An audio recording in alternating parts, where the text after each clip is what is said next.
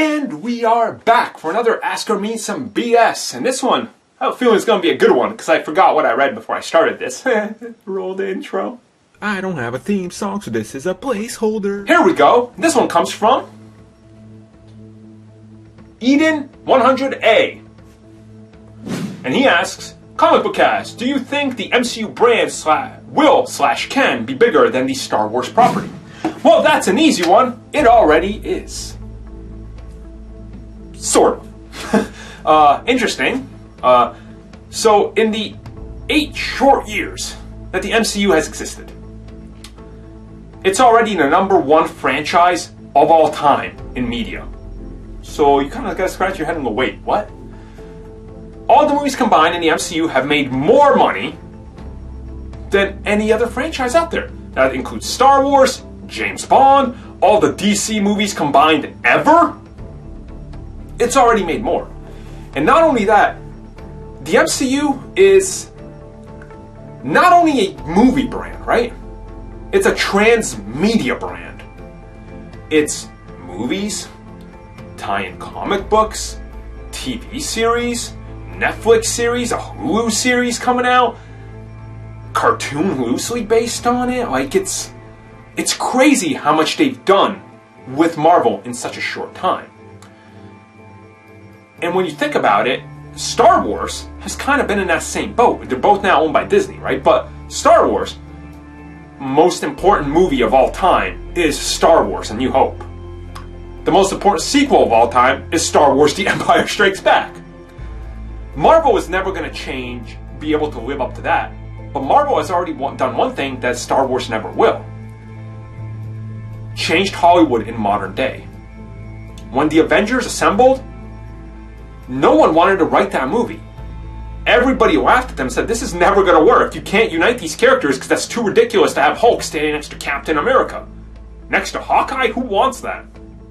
And here comes Joss Whedon and he does it, right? So, after that, anything is possible.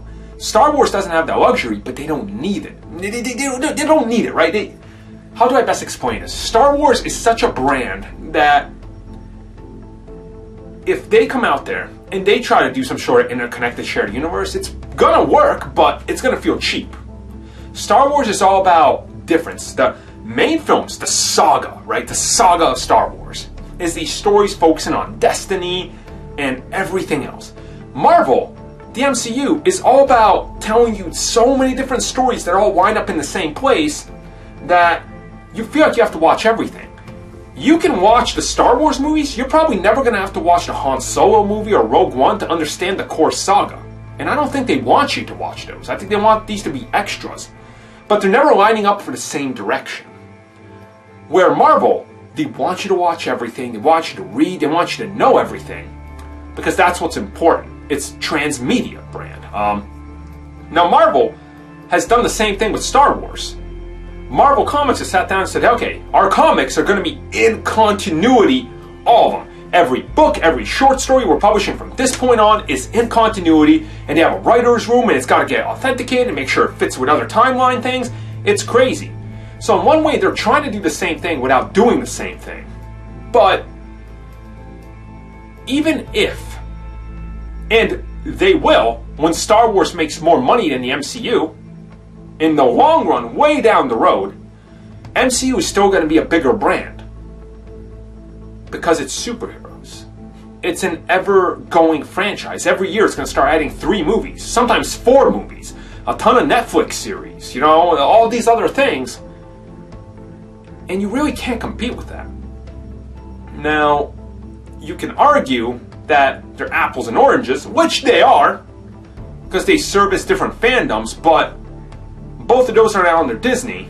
And when you go see the new Star Wars movie, you're getting a Marvel trailer. When you see the Marvel movie, you're getting a Star Wars trailer, because it's the same company, right? It's the same. They want to cross. And that's going to happen. And this is going to get further solidified when Toy Story 4 comes out. When Iron Man and Captain America are interacting with Darth Vader and Luke Skywalker as toys. Think about that for a second. That's the power of the goddamn House of Mouse. And you can't really battle that. No studio ever is now going to rival Disney, right?